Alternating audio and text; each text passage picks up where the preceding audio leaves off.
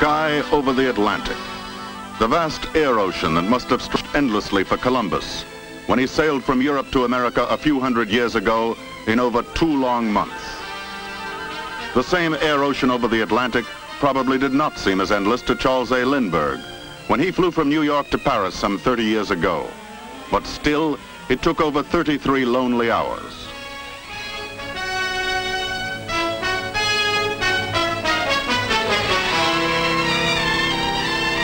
Today, that same Atlantic air ocean, leaving Columbus 2 months and Lindbergh's 33 hours in its wake, zooms by in a dramatic breakthrough.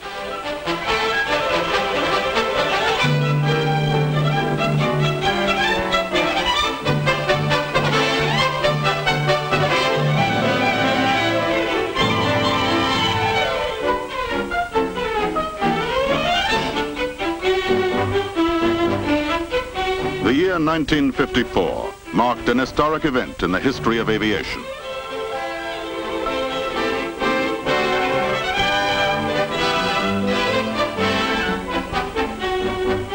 A new flight was inaugurated. It was called Flight 1000.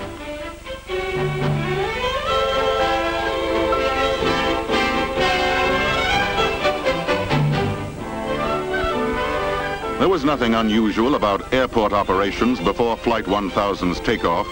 It was duly announced and passengers checked in.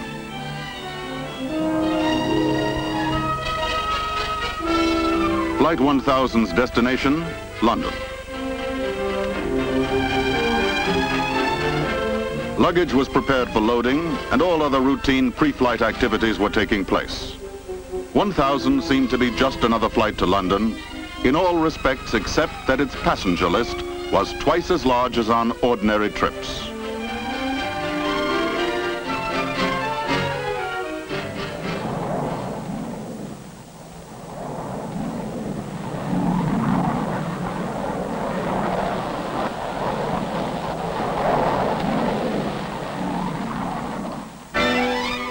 Flight 1000 was airborne, but no plane was used. This was the first of so-called airline paper flights, a complete simulation of an actual flight that's been repeated more than 2,000 times since. The reason? To prepare for the revolution in transportation that is now here, the advent of commercial flying by jet clipper. In those early days, weather information for Flight 1000 and all the other paper jet flights was gathered as carefully as if real jets were to cross the Atlantic, gaining invaluable advance information about jet travel. For example, it is now known that at the altitudes at which jets cruise, generally 30 to 40,000 feet, flying will be above the weather. After years of paper flights like number 1000 and many hundreds of real flights with prototypes, the jet age is now here. The jet age begins before takeoff at the airline's new terminal, now under construction at Idlewild Airport, New York. Jets are parked around it, as in this model. Passengers will board by walking along a covered ramp directly to the cabin level. Ground transportation delivers travelers directly to check-in counters. The circular design of the terminal, along with its unique cantilever roof, will assure speed of service and convenience for passengers.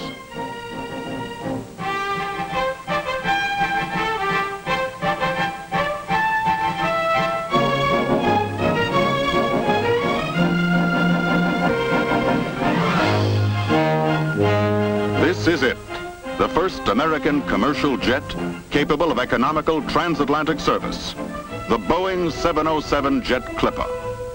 First to go aboard, cargo and mail. Cargo shipments will be able to reach Europe in just 6.5 hours. A letter posted in London or Paris after the close of business may arrive in New York the same night and be waiting for the addressee at his breakfast table or office the next morning. Speed is a byword for every part of jet operations, since with some arrangements of seats, more than 150 passengers can be accommodated. There is an entrance at the back and the front, while plane servicing facilities are on the far side. One indication of the staggering impact of jet travel, every one of the airline's dozens of jet planes can carry as many people in a year's time as the biggest ocean liner.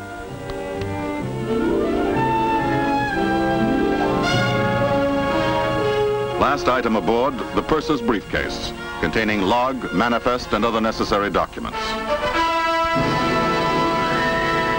For the crew, ready to taxi to the runway now, fewer instruments than on propeller-driven craft, and engines that are so much easier to handle and maintain.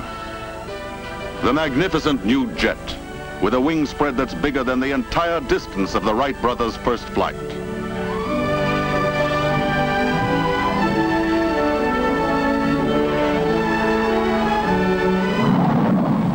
Takeoff, without any need for engine warm-up, with outside noise now reduced to no more than that of propeller-driven planes, capable of traveling at 575 miles per hour or more, much higher and faster than you've ever flown before.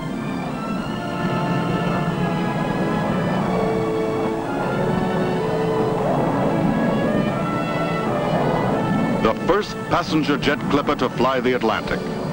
Because of its greater size and speed, it will do the job of several of the biggest propeller-driven planes.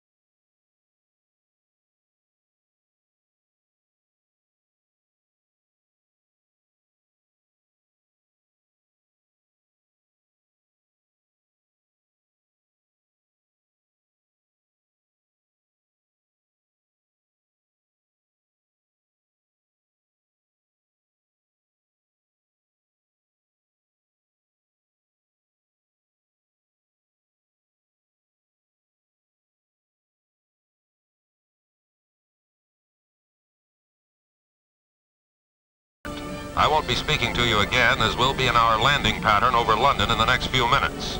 It was a pleasure to have you aboard our jet clipper. We hope to have you with us again soon.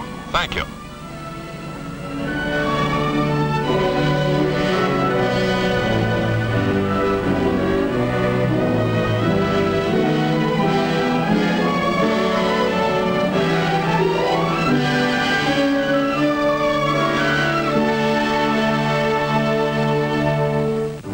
New York to London, in the same time that it takes you to go and see a baseball doubleheader. New York to London in 6.5 magic hours.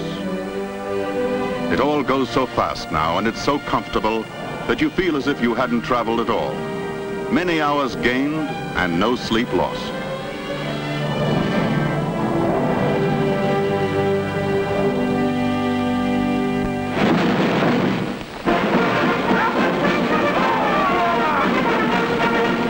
London, the splendid ceremony called Trooping the Colour, celebrating the Queen's birthday.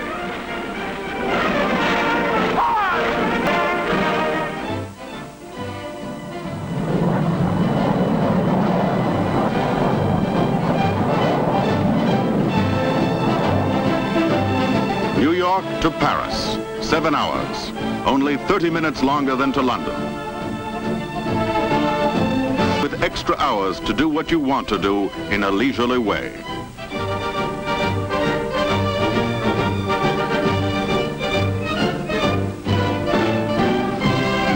Experiences like these, which used to be rare events for the few or the few thousand, are becoming neighborly visits for the millions, because international air traffic, already increased 5-fold during the last 12 years, now undergoes its greatest change.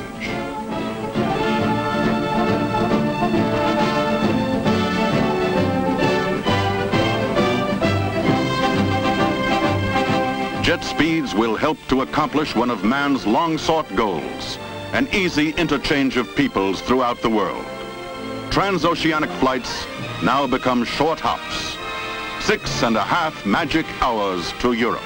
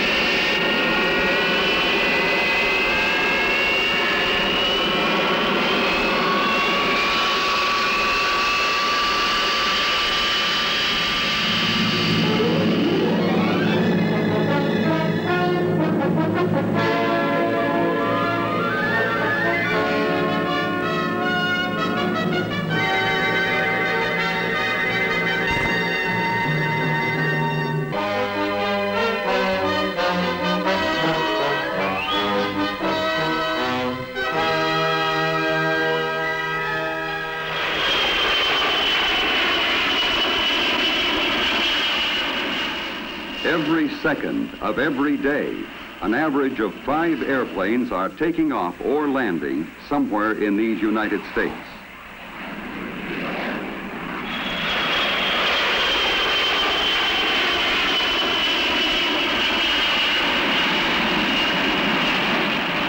Every day, our airlines fly, on the average, a distance equal to 4 round trips to the moon.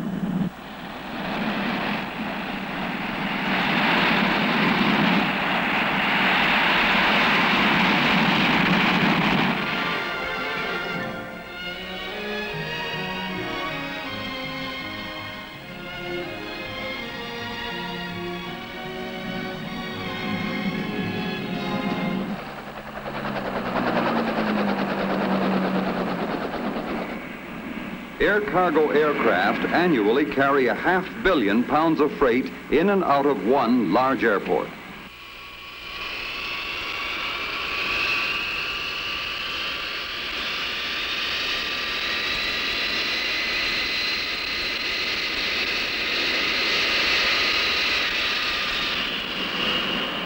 So it all adds up to a lot of activity. As many as 50,000 passengers pass through a major terminal in a day, most of them with luggage. There are going to be continually more passengers.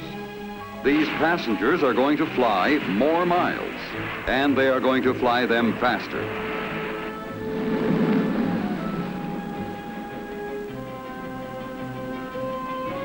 For the airlines to set up fast schedules and then meet them requires more than the raw speed of the jets.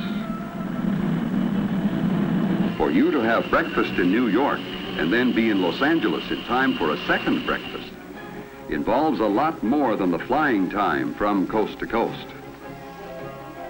That is the reason for all the changes in facilities, equipment, and techniques you are always seeing at airports. And for the constant improvements being made behind the scenes that you don't see, but from which you benefit as a passenger.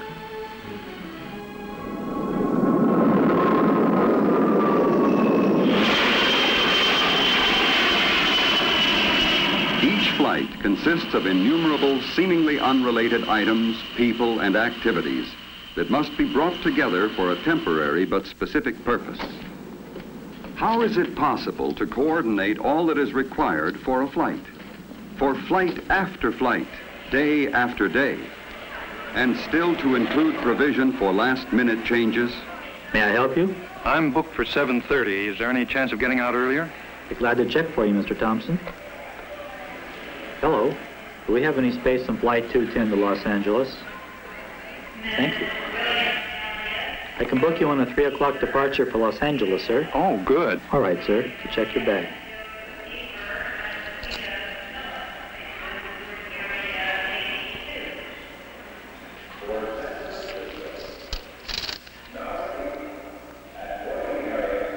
The modern air terminal is designed for passenger convenience, with services available that help make air travel an integral part of the life of a nation on the go.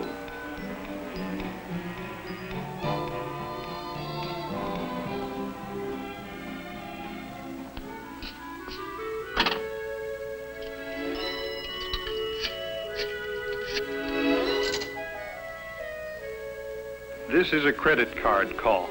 Credit card number 232.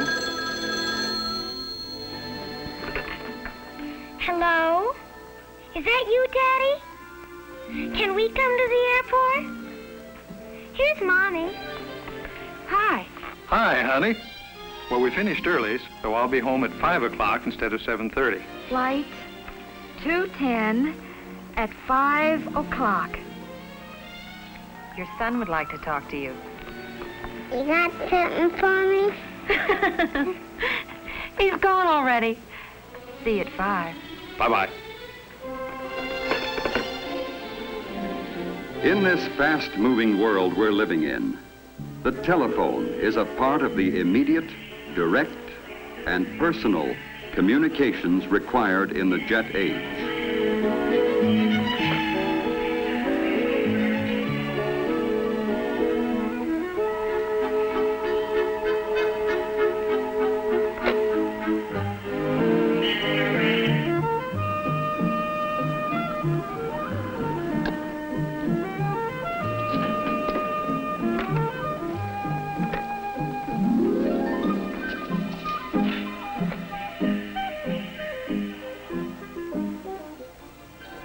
And so many kinds of information are transmitted over communication lines. For instance, the weather in Phoenix is clear and the temperature 76 degrees.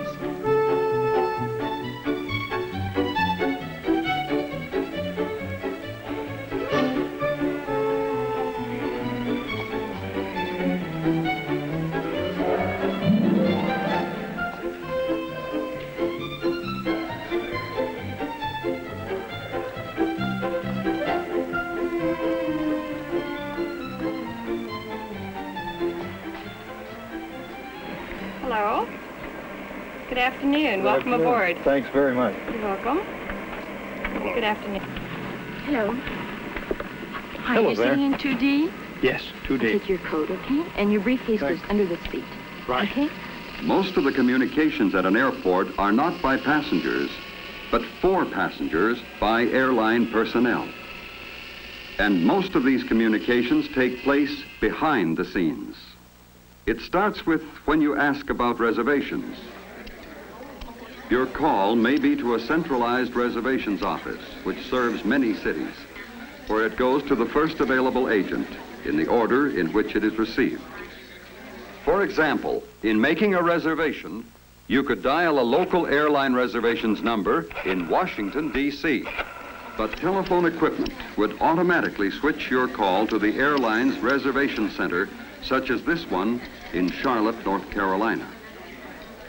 Here, the agent has immediate access to all required information and can make your reservation immediately.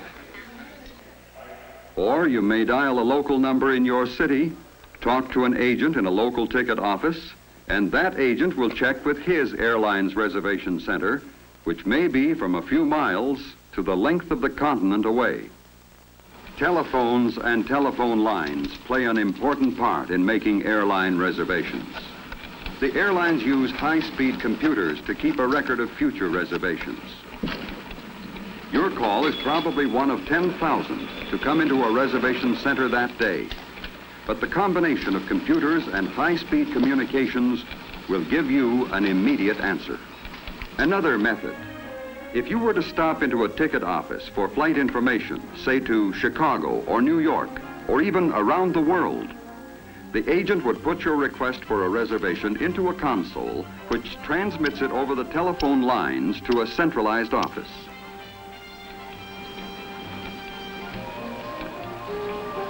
Within a second, the answer comes back. If you book the flight, the agent puts that data into the console for transmission to the reservation center for relay to the computer. Other reservation agents across the country now have this information available. Passengers board the plane only a few minutes before takeoff, but long before this, preparations for the flight are begun. Of course, some problems are bigger than others. Would you send up the seatbelt extension right away, please? Thank you.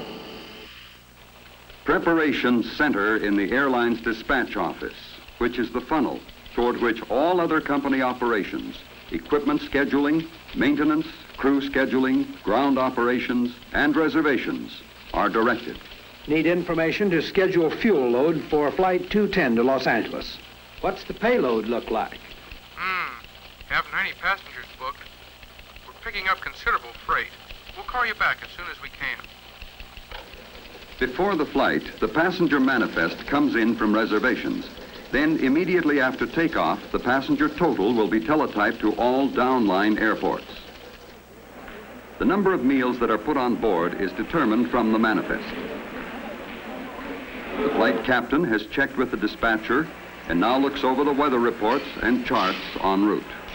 He's now preparing his flight plan, which will be forwarded by teletype to the Federal Aviation Agency Air Route Traffic Control Center. Direct communications are used for last-minute changes. We'll need 4 extra meals. One of those must be a salt-free diet. No smoking, and please fasten your seatbelt. Oh, thank you. You're welcome. Oh, that's handy. Now we can take off. Yeah, you're all set. All set and on time. Ground control, United 210, taxi clearance, please. Instrument flight plan, over. This is O'Hare Ground Control, cleared to runway 32 left. Taxi by the outer circular taxiway. Hold clear of the active. Contact the tower 118.1 when ready to go. United 210, roger.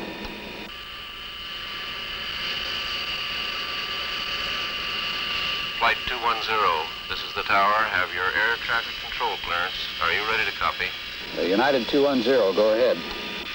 During the taxi run, the tower has checked by direct line to air traffic control for confirmation of the clearance filed by the pilot. This clearance specifies the exact route to be followed after takeoff. O'Hare Tower, United 210, ready for takeoff. Runway 32 left, go ahead. Roger, United 210, cleared for takeoff. United 210, roger.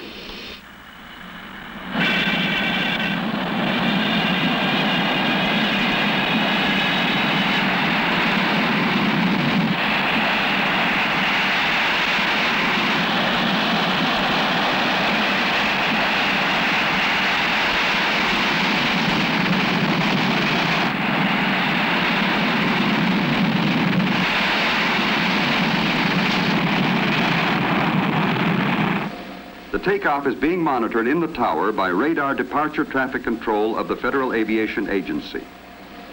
O'Hare Tower, United Flight 210, off the ground at 305. Roger, United 210, radar contact. Traffic at 3 o'clock, 2 miles eastbound. Traffic 10 o'clock southbound, 4 miles. Over.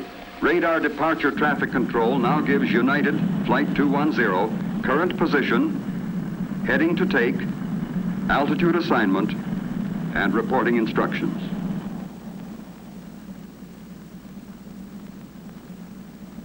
Report leaving 12,000. Change to air traffic control frequency 132.7. Roger, United 210, now leaving 12,000, changing to 132.7. The FAA Air Route Traffic Control Center is now monitoring Flight 210 on radar. Air traffic control, United 210, leaving 3000, heading 258 degrees. Roger, 210. Continue on course, climb to flight level 39,000. Report passing Cedar Rapids. The airlines could not operate as they do without the many means of communications, much of which is supplied by the telephone companies.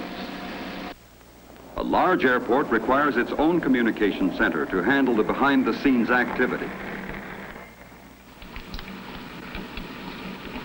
This central office is large enough to serve a community of 35,000. Here, it handles a communications mix of teletypewriters, high-speed data lines, radio lines, television, direct lines, and, of course, thousands of regular telephones. This telephone switching equipment provides the instant communications needed by airlines and airports. Direct communications continue while the plane is in flight. Air route traffic control centers continually follow the aircraft on radar scopes throughout its entire flight, passing control from one sector to another. In this way, all traffic is kept under surveillance at all times.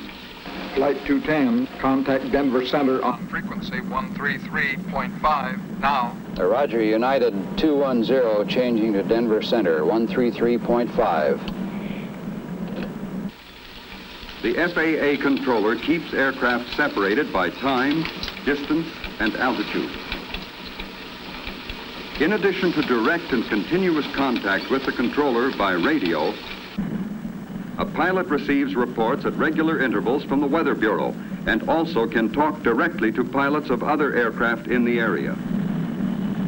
Each flight also maintains voice contact through AirInc, an airlines-owned communications organization, where an operator receives the message by radio and then puts it on a teletype connected with the airline dispatch office.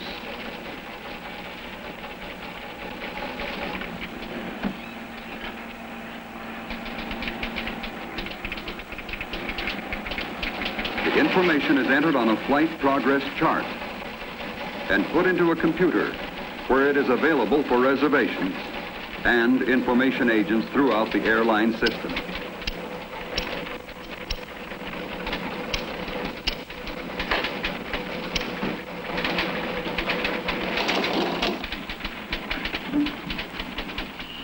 Dick, will you call Los Angeles Dispatch and advise them we will be arriving 20 minutes ahead of schedule? Roger.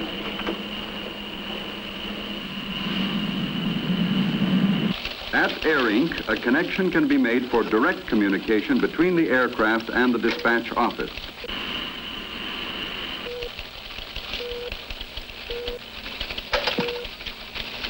Los Angeles, United 210. Advise dispatch we will arrive 20 minutes ahead of schedule.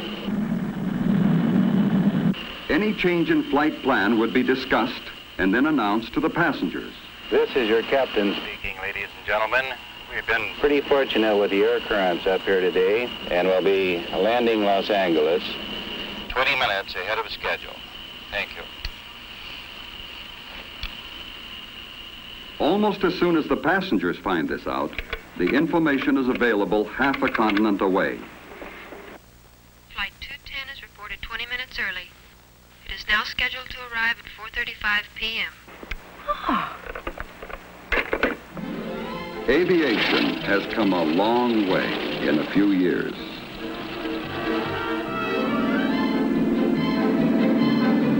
And communications also have come a long way in a few years. Each has helped the other grow. Many equipments and techniques that are now standard in everyday communications are the result of specific requirements by air travel communications. Air traffic is increasing. Airports keep right on building and adding runways as well as lengthening them. Even now, a jet may hold on the ground in Miami for conditions to clear at its destination in Houston. This is possible because of the speed of the jet and because communications are immediate and direct.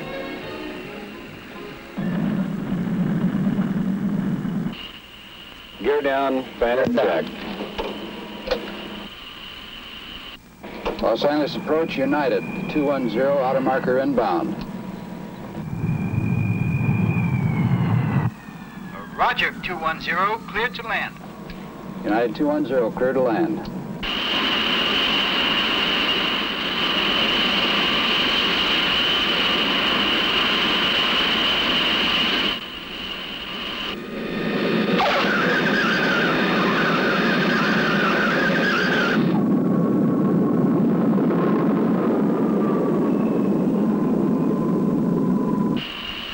Los Angeles Ground Control, United 210. Taxi clearance to the gate, please. United Flight 210, turn right at the first high-speed taxiway. Clear to gate 72.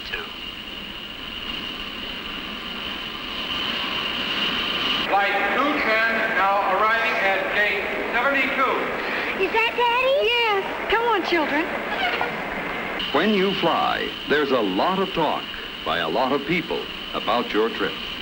When you make a reservation, you are provided with immediate information as to the status of your flight. As a passenger, it's just a matter of boarding the plane and enjoying the trip. While in the air, your aircraft is in constant touch with many sources of information. This is all because, along with your reservation, you also reserve the benefits of modern communications.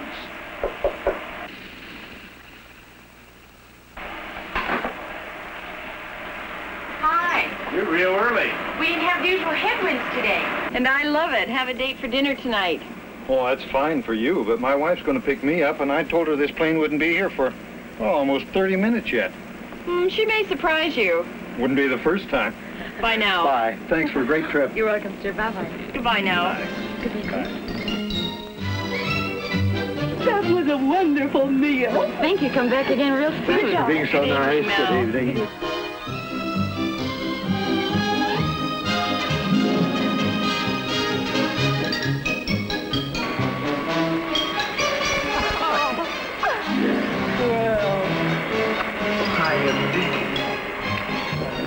Well, this is great. How'd you know the plane was going to be early? I phoned.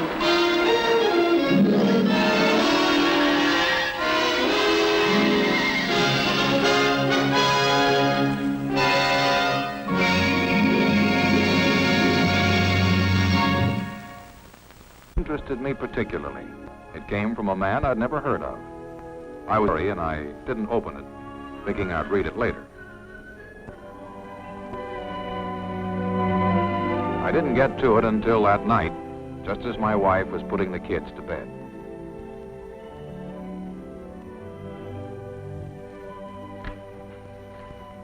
Good night, Bill. Sleep tight, boy. Good night, Laura. Be a good girl. Mother, can I sleep with Raggedy Ann? I think so, dear.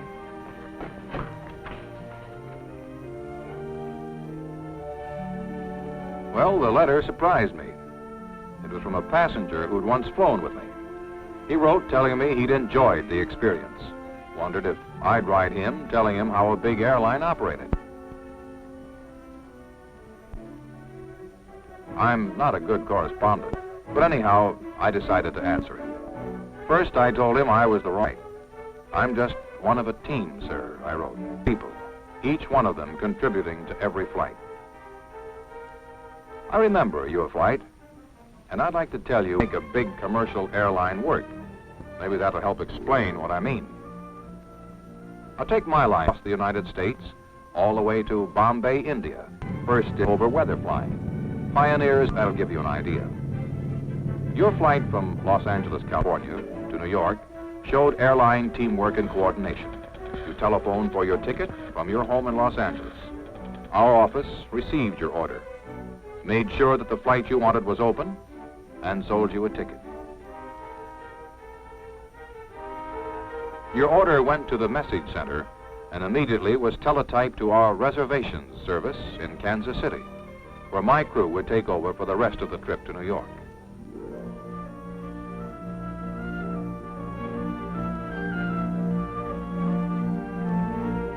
Every ticket is cleared here, giving a complete picture at all times.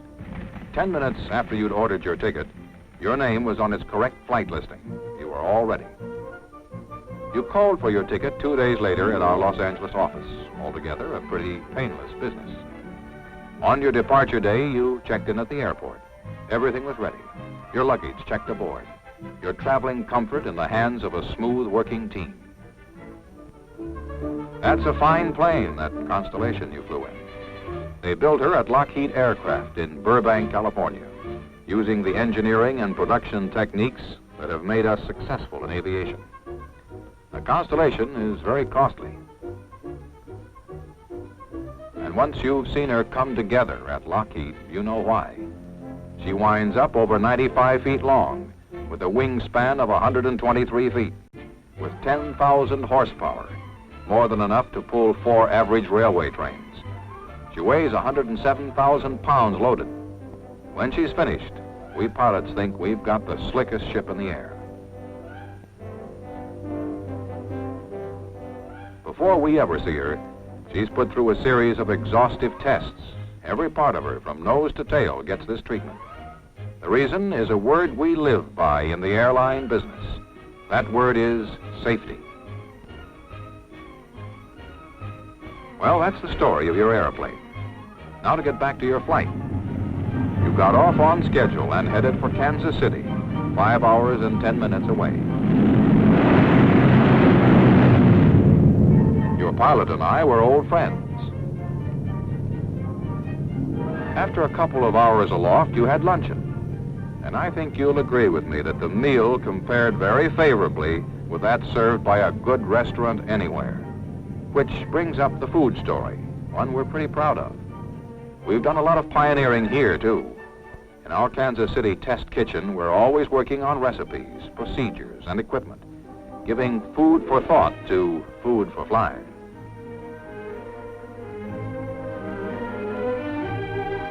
Although we have 6 food units around the country from which plane service is delivered, our production kitchen in Kansas City cooks all the meats, potatoes, and desserts for the line. 75% of the food used in our coast-to-coast feeding is prepared here. 5 tons of food a week, 2.5 million meals a year. These pre-cooked meals are kept in perfect condition in huge refrigerators until they are ready for distribution by air to the line's 6 outlying food units.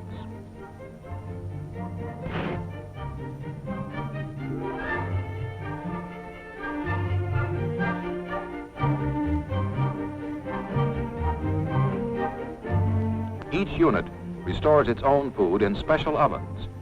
Refrigeration enables us to prepare our food well in advance, yet a meal processed by our system is served as hot and fresh as when it was cooked. Some really neat and efficient containers have been designed for food and drink. Light in weight, that's essential, but sturdy as well as compact. In other words, built for flying.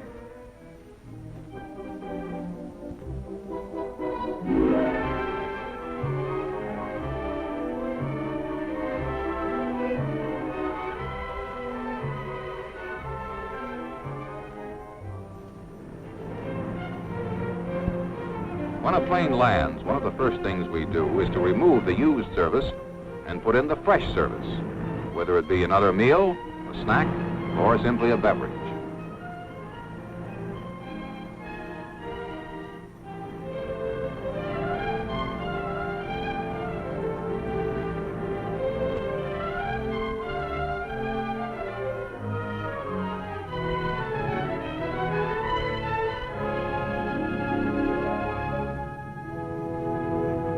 Well, sir, with your meal over, you had a chance to look at the scenery.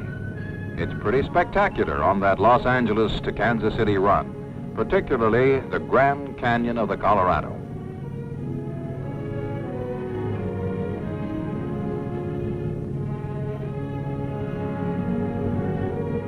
You know, this letter worries me a little.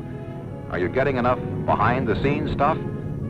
I'll try to put down some inside information. Now, let's see. Did you know it takes the company several years to train a captain or co-pilot? A year or more for other crew members? And that brings up another story, the training story. In Kansas City, we run a regular school for captains, first officers, and flight engineers.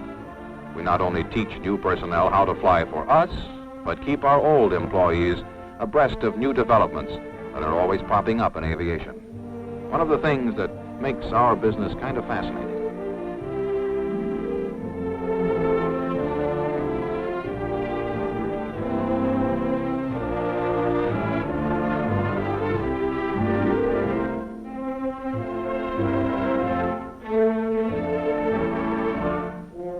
We take 3 physical examinations a year, 2 government, 1 company. And this constant checking up goes for training, too. Once you get started, it never stops. Every 6 months, we get an instrument check, blind flying. And there are regular line checks. Our pilots have logged 1 million hours, but these standards are never relaxed.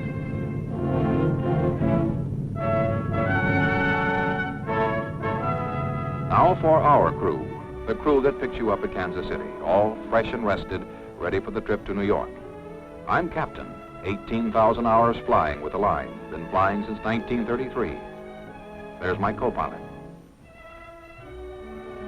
the flight engineer, and our hostesses, 2 good girls. So much for us.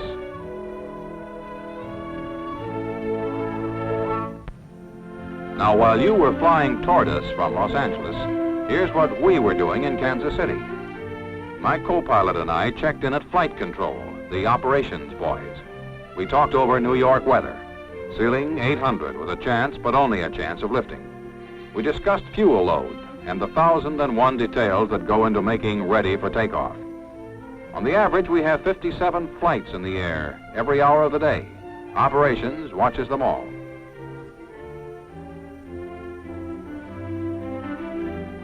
Next, meteorology, weather forecasting. Our company was the first to employ staff meteorologists, and we listen to what they say every time we fly. The chief gave us the weather forecast, which he gets from the government, our own forecasters, and our planes aloft. Weather was uncertain at low altitudes, so we decided on 19,000 feet for a smooth ride over the clouds.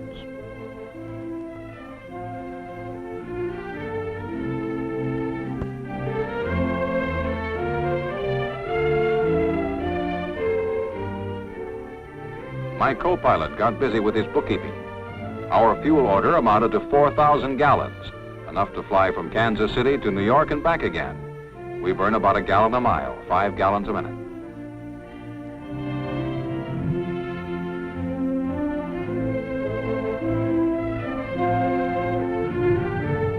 I watched your flight come in from Los Angeles.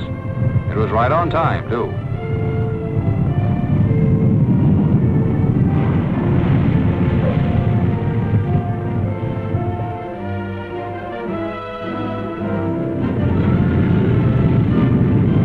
People get very busy all at once when a big ship comes in.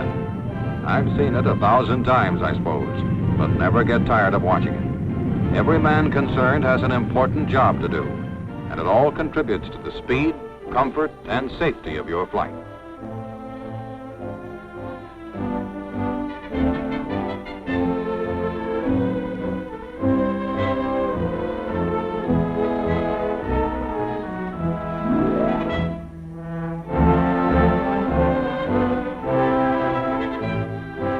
Meanwhile, our flight engineer checked over the airplane.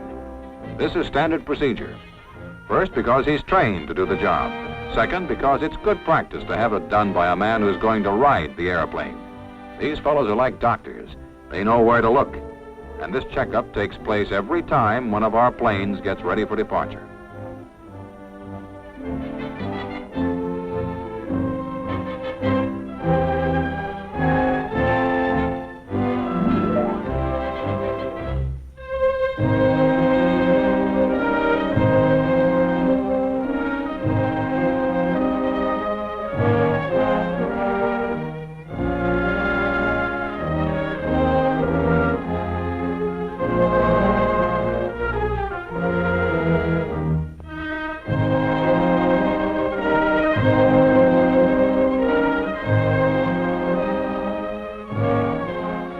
Our plane had just finished 1,300 flying hours. It would have been brought to this overhaul base and had all 4 engines replaced. Every 10,000 hours, we just about take the whole ship apart and rebuild her. I wish you and all the other people who fly regularly could see this operation because it typifies the kind of attention a scheduled airline like ours gives its airplanes. First thing we do to a plane when she comes in is to remove her engines and tear them down piece by piece.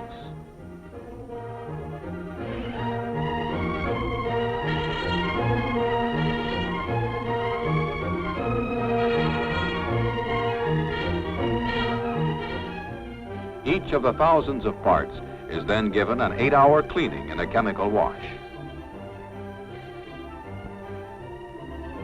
Next, each part is put through a magnetic analysis to find any hidden faults in the metal. Then hand inspected against rigid tolerances. Some of the parts are okay, good as new. Others may require reconditioning in our shops, and still others may be replaced.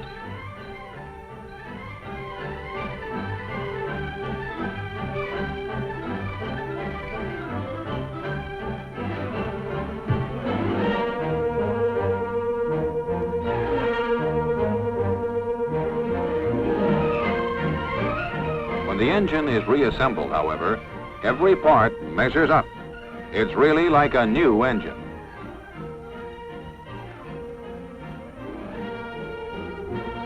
After a thorough check by a trained inspector, the newly assembled engine is run for 6 hours on a test stand.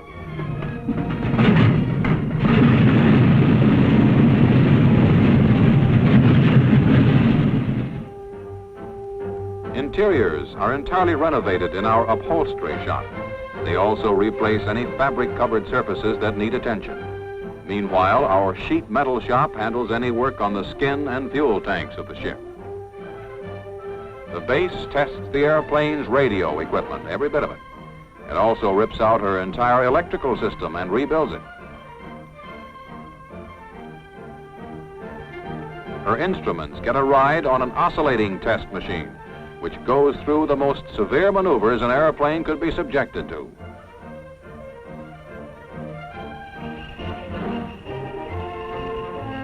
We repolish and inspect the propellers, too. Every 3,000 hours, we get a new set. The balance of these blades is so perfect that, believe it or not, the weight of a paper matchbox will make them revolve.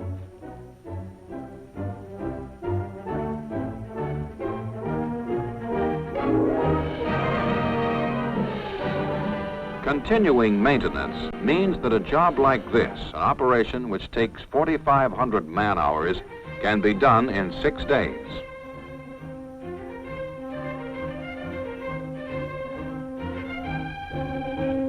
Last thing we do is weigh the ship. Our planes must stay within 0.5% of their original weight.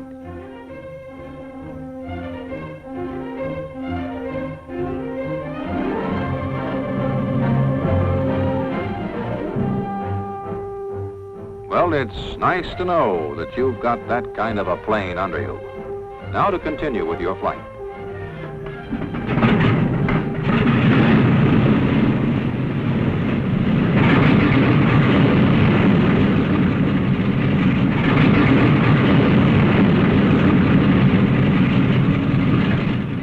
Kansas City Ground Control, TWA Flight 2.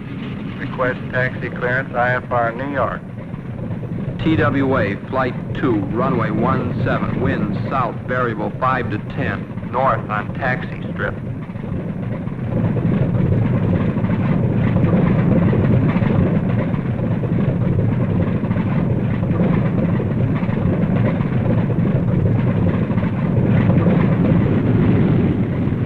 You remember we taxied past the tower.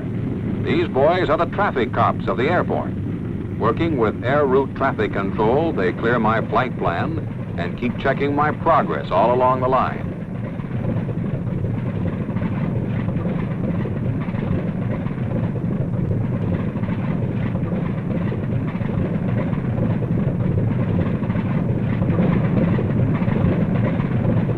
We moved down to the warm-up block.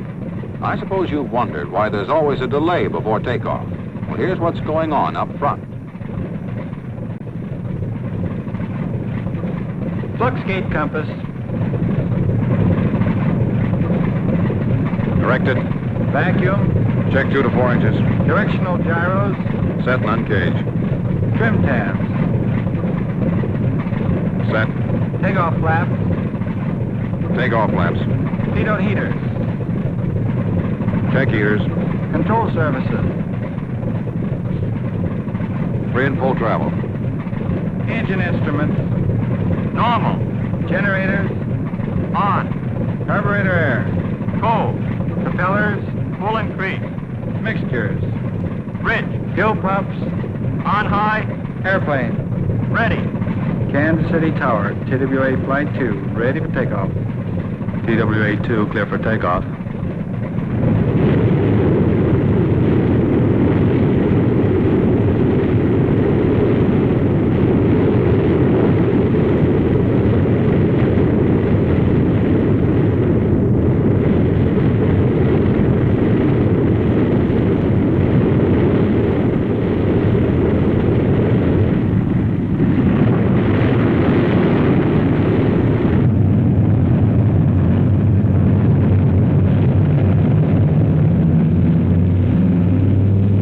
Up gear. Up gear.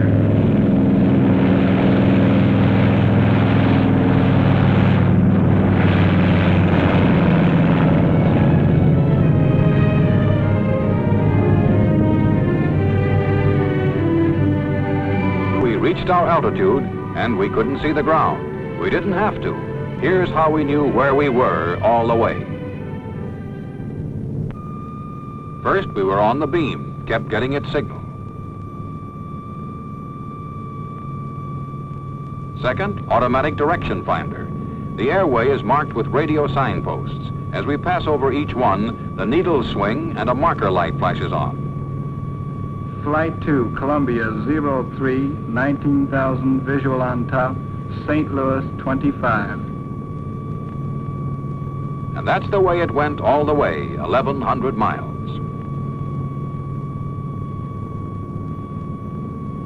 Flight 2, St. Louis 25, Indianapolis 10. Midway between points, we'd tune in on the station ahead and ride in and out of that range.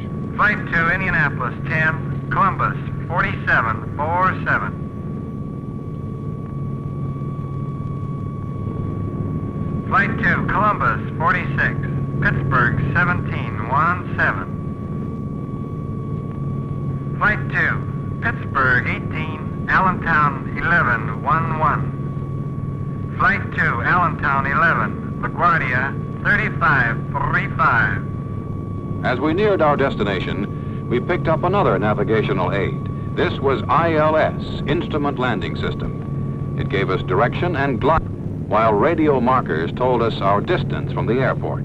Then, by keeping the cross pointers at right angles, ILS brought us straight and true directly toward the field.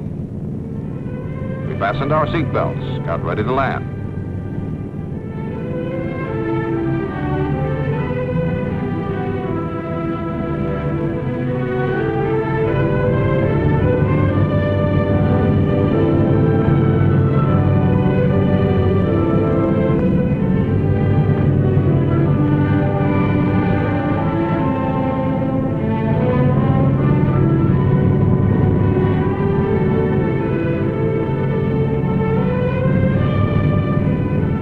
Approaches are standard procedure nowadays through the magic of radio.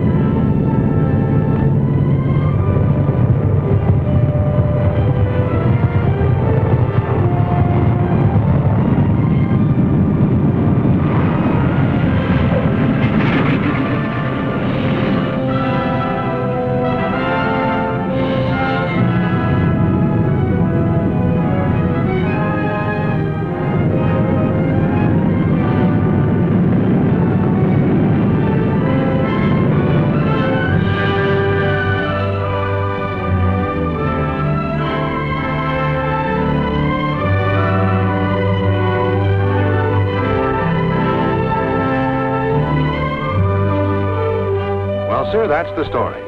I'm sorry I didn't get a chance to meet you personally, but I expect I shall one of these days.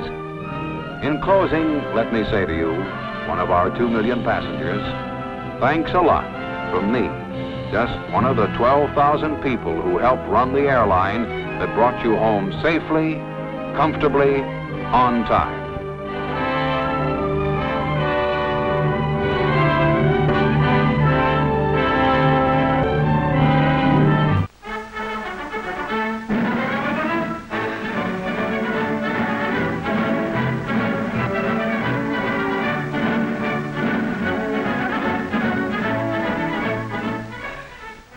The airplane, symbol of our mastery of the skies, is spanning oceans and continents in ever-dwindling hours, bringing new hope to the people of the world, new horizons to industry, and new careers to youth.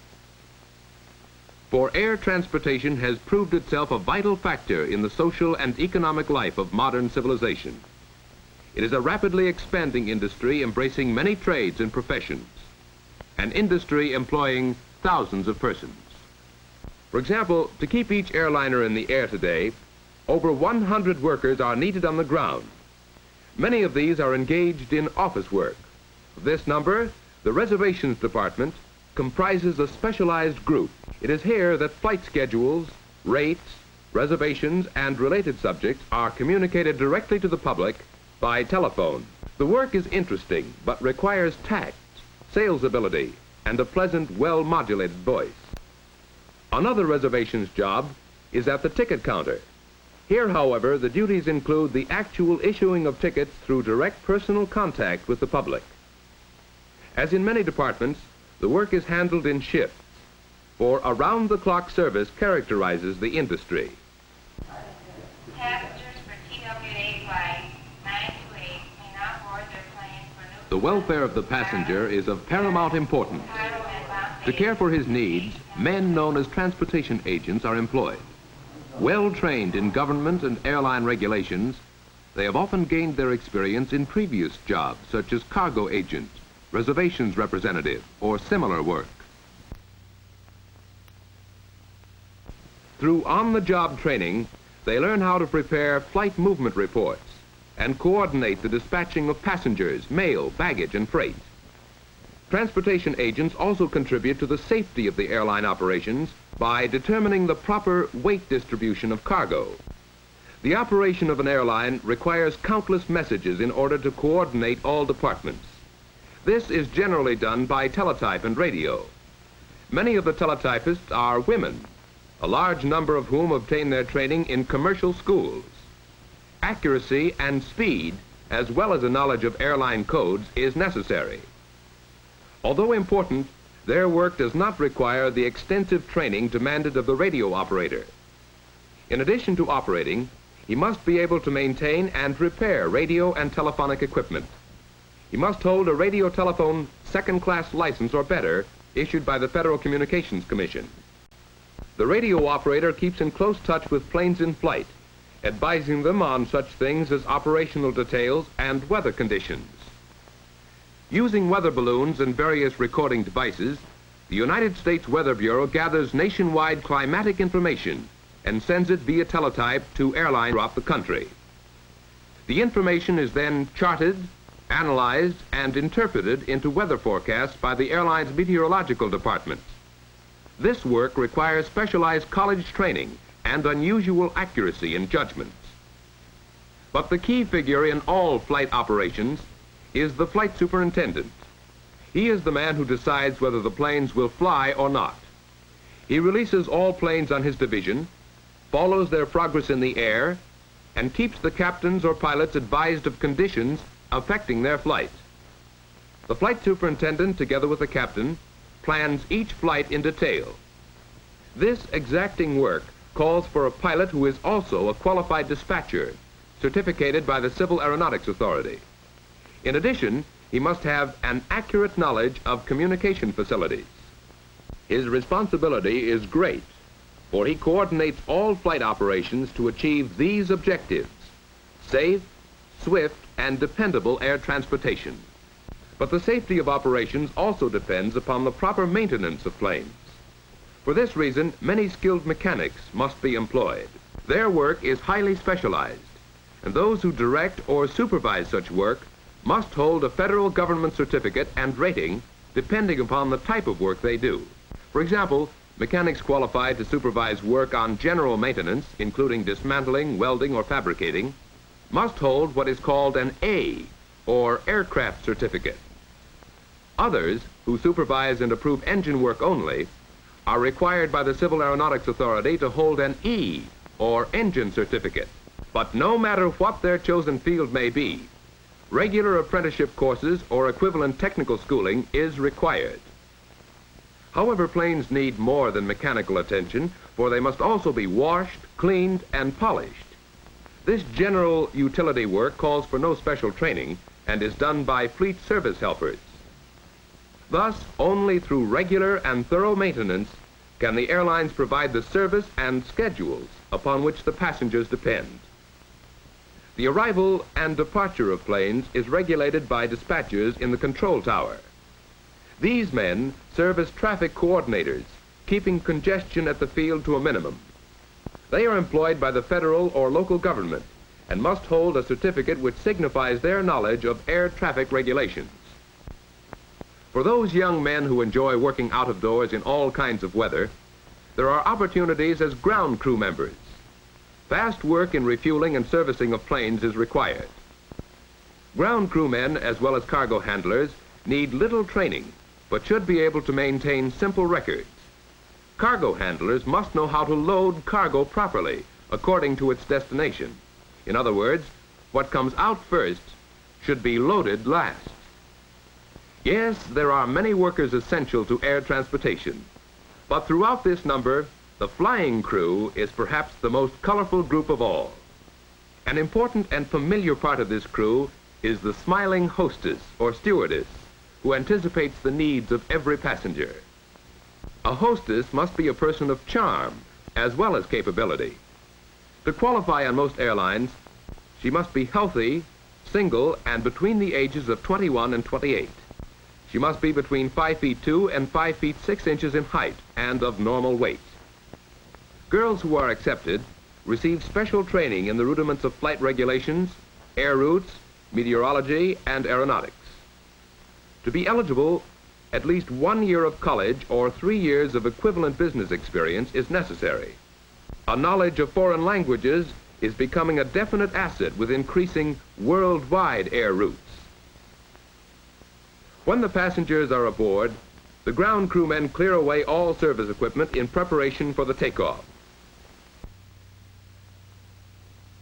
One by one, the huge engines roar into action as another giant of the air prepares to thunder down the runway. Many workers in all kinds of jobs have coordinated their efforts to make this flight possible. But without the skill and knowledge of the pilots, the plane would never leave the ground. These men with wings represent but a small number of all airline employees. Their qualifications are high. Perfect health is essential. They must have hundreds of hours in the air and an intimate knowledge of aeronautics and related subjects. The competition for this work is extremely keen, and only those with unusual ability and experience can expect to find employment. The majority of job opportunities are to be found in airline passenger service. However, freight and air express services are expanding rapidly to meet an increasing demand for swift transport of medicines, perishable foods, furniture, and hundreds of other products. And in the future, this branch of air transportation will offer employment possibilities for pilots, as well as many others. But opportunities in air transportation are not restricted to large airline organizations. Many small companies and individuals maintain private planes, providing transportation or feeder service between local points. In work such as this, there are jobs for pilots, field managers and airport engineers, mechanics and helpers, CAA control tower operators, link trainer instructors, flight instructors, and many others. But the need of training and education for the better positions and higher paying jobs cannot be overemphasized. Colleges and specialized schools throughout the country maintain facilities for teaching different phases of air transportation. The armed forces offer exceptional opportunities for young men to acquire skill and experience in many aviation jobs.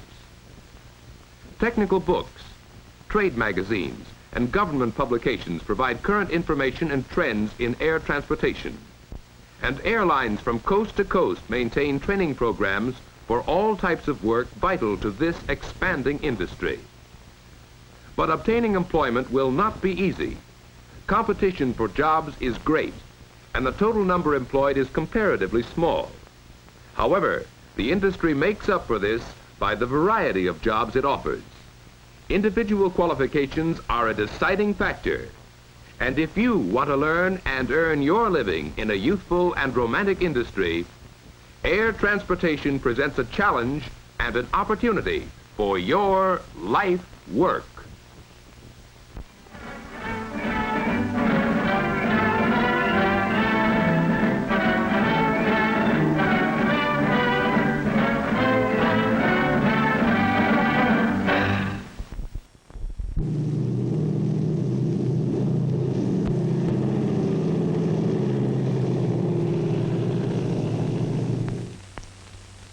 Today, let's visit the airport of a large city. This is the main building of the airport. It's called the Terminal Building. At this airport, many planes come and go every day. Many people work here. They do many kinds of work, helping airplanes land and take off. These men are keeping track of airplanes in the air.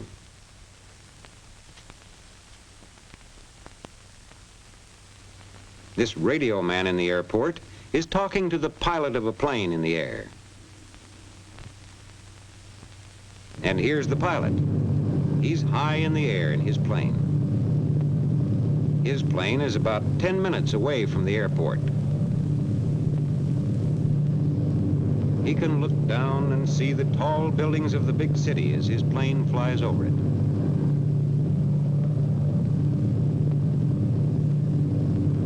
It's time to find out about landing. So the pilot talks to another man at the airport, a man in the control tower. He will help the pilot land safely. Now the pilot can see the landing field. He can see the runways where planes land and take off. He can see the airport buildings around the field. Now the pilot is getting ready to land.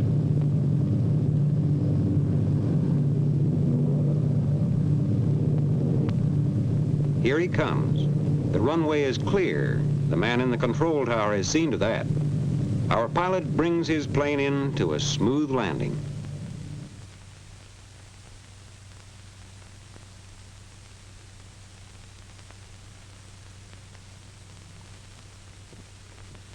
Now he comes over to the ramp where the passengers get off.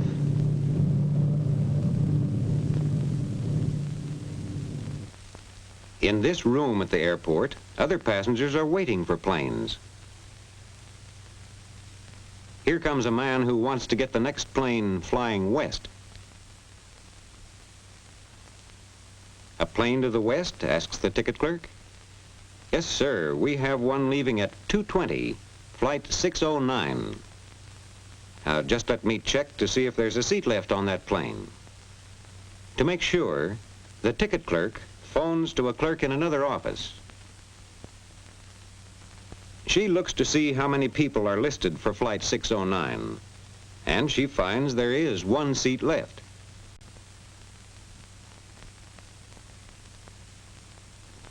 These clerks are busy all the time taking care of the people who want to get seats on planes.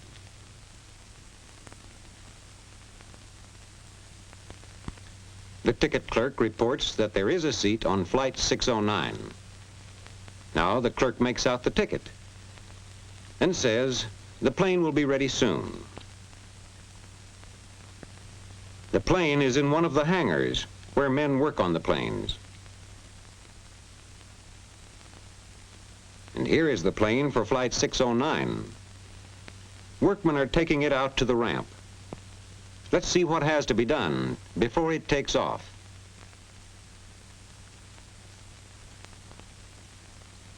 Here's a man in one of the kitchens at the airport. He is getting the meals ready for Flight 609.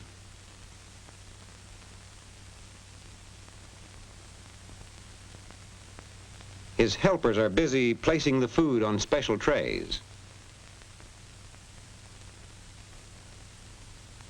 Each passenger will get one of these trays of food when the plane is in the air. The food is taken in these containers to the plane. Here in the mail room, men are getting the mail bags ready for Flight 609. This man weighs each bag of airmail.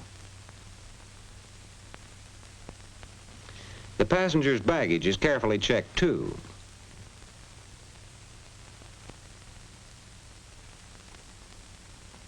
As each suitcase is sent to the baggage room, the baggage man writes down the number of the suitcase. All the bags stacked on this truck belong to passengers on Flight 609. Here's the ramp chief. He has to make sure the plane has everything it needs.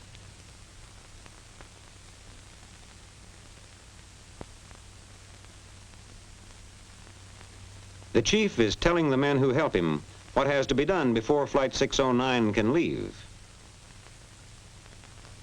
This helper is going out to the plane on the ramp.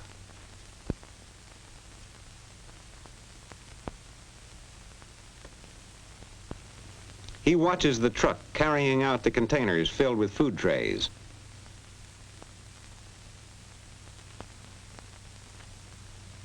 He watches the truck loaded with passengers' baggage coming up on this side of the plane.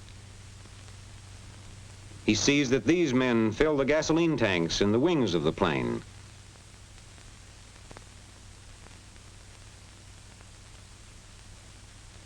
Now, let's watch the loading. Here are the big containers filled with food trays. The baggage goes into another part of the plane.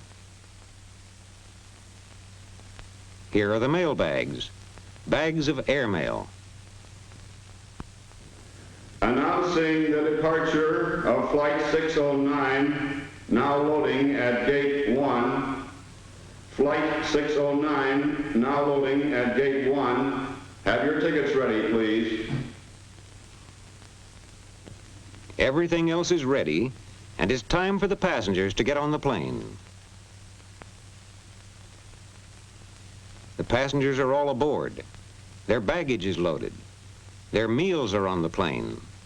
The mail is in.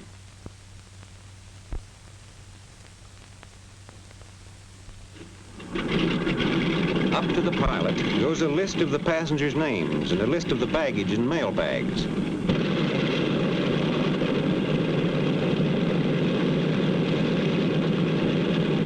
The plane starts over to the runway. There it will wait for its turn to take off.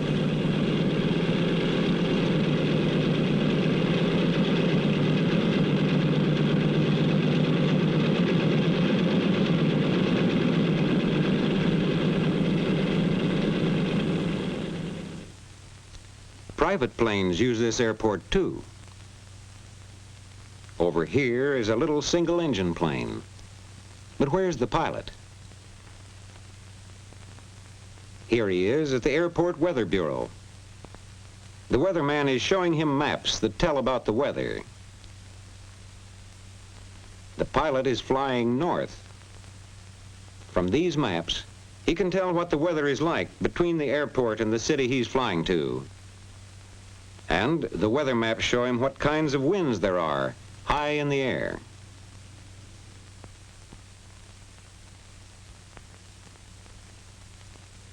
From the maps and from talking to the weatherman, the pilot learns it is safe for him to fly north. And now the pilot leaves the Weather Bureau. He goes to this room to write out his plans for his flight, so the people in charge of all flying at the airport will know his plans.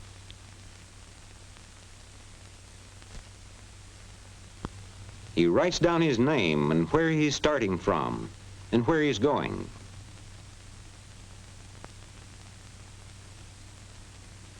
From all that the pilot has written down, the men at the airport who control flying will know just where he is all the time. That's how they keep track of all the planes in the air.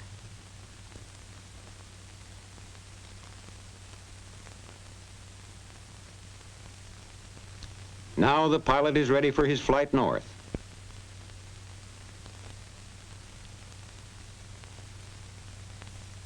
But before he can move his plane, he must ask the man in the control tower if it's all right. He is one of the men who see that the runways are clear.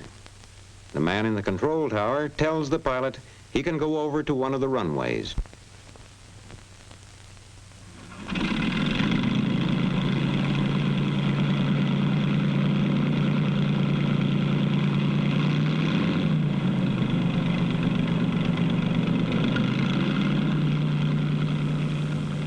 Now the pilot takes off on his trip north.